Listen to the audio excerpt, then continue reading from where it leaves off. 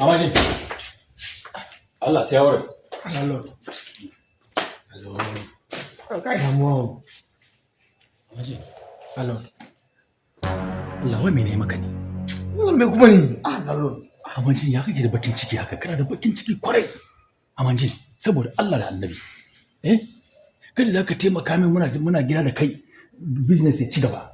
Kai ne kuma ke faman yadda ka ruguze min business na warwas. Ina ga ni ba sabu ne ka oh me gida me ko kenan ne wani sai kuma kenan me gida.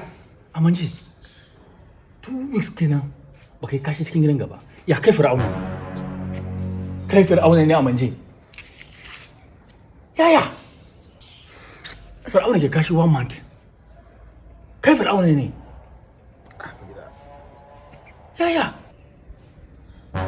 Dan bizin da kankan da nake cikin gida shi kenan ka fita shi waje.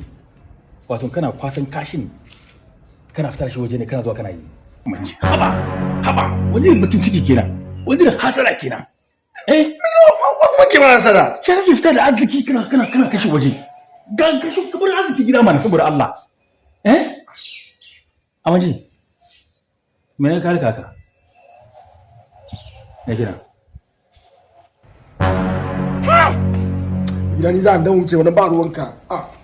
Wai. Amaji. Kashi. La ilaha illallah. Wato yanzu ma cikin daki yake kashin. Sai ka tattara ka daddunkule ka kama ya kafta shi waje ka je ka zubar. Free.